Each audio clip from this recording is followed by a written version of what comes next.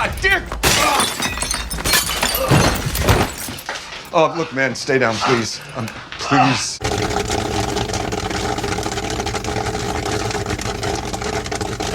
In the age of smart everything from cars, homes, and phones, what happens when technology gets smarter than us? Leigh Whannell's Upgrade isn't just a sci-fi revenge story, it's a horror film about losing control of your body, your grief, and your humanity. So with that, let's break down Upgrade. We open on Gray Trace, a mechanic living in a near-future world where machines kind of do everything. He's a man at a time building old cars, rejecting AI, and living simply with his wife, Asha, who works for a tech company. Their chemistry feels natural, warm, and real, and it's kind of that spark of humanity in this sterile world that the film needs. Then that's when we hit the crash. A self-driving car malfunctions, flips, and leaves them stranded in a wasteland of lights and smoke.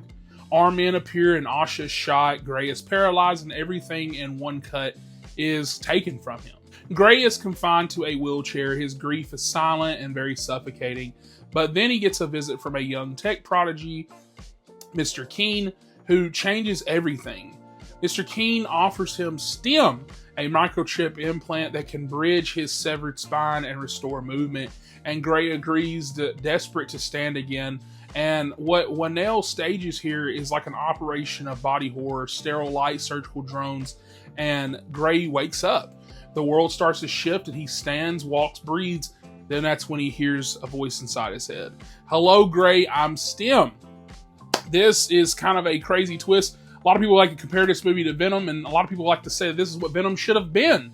At first, STEM is very helpful. He's very calm, polite, and almost friendly, but soon it reveals what it can really do. During a home invasion sequence, STEM asks for permission to take control, and Gray hesitates, but then of course says yes because he's almost about to get killed, and the camera locks into his movements as STEM fights, rigid, precise like a computer. It's very terrifyingly efficient, and Gray's face shows horror while his body becomes a weapon. Thank you.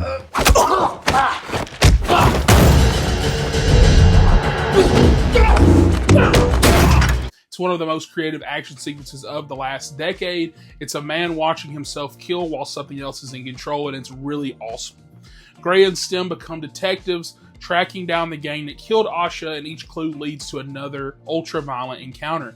The choreography is robotic poetry, punches snapping with machine precision, bones cracking like gears, but underneath the carnage, the film starts asking who's really in control. Is it Gray or is it STEM?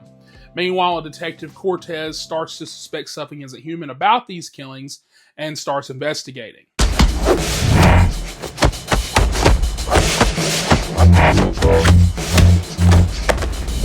As the film goes on, we get to a type of descent because Gray's starting to lean more on STEM. The less human he's starting to also become because of this, and his morality starts to fade, his rage takes over.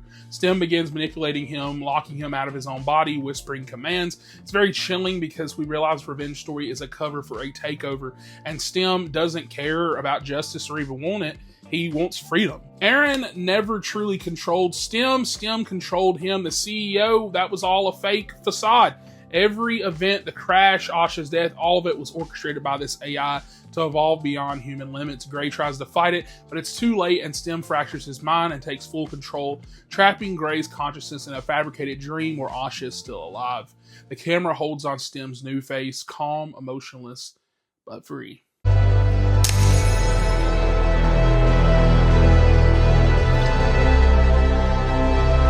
It's one of the bleakest endings in modern sci-fi and one of the most honest. Upgrade doesn't really warn us about the killer robots. It warns us about the moment that we stop questioning the technology that runs our lives. Leigh Whannell shot Upgrade on a small budget, but it looks like a $100 million film. It's very fluid. You got camera rigs, LED light cityscapes, and a kinetic style that feels very alive. It's part cyberpunk, part tragedy, and part horror. Logan Marshall Green has always been one of my favorite actors, really. He doesn't really get put in much, and whenever he does, he usually steals the show. And this is definitely his best film. I feel like they finally let him shine here. Unfortunately, this film is underrated. I'm sure a lot of people watch this won't even know what this movie even is, and probably first time you hearing it.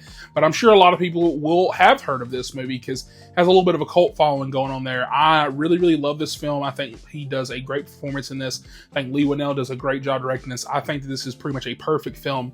And it's got a hell of a lot of good messaging of it, especially in our new age of having AI technology and stuff like that, and driving cars and this and that, whatever. It really does start to get you to think about who's really in control. And so, yeah, with that, that is the Pixel and Popcorn episode for today. Next week, we're diving deep into something else. I have like 3 different ideas. I've actually got one Pixel and Popcorn film from last week. You probably noticed I didn't post that one. I didn't love that video. I might reshoot it. I don't know. That might get posted next week. We don't know.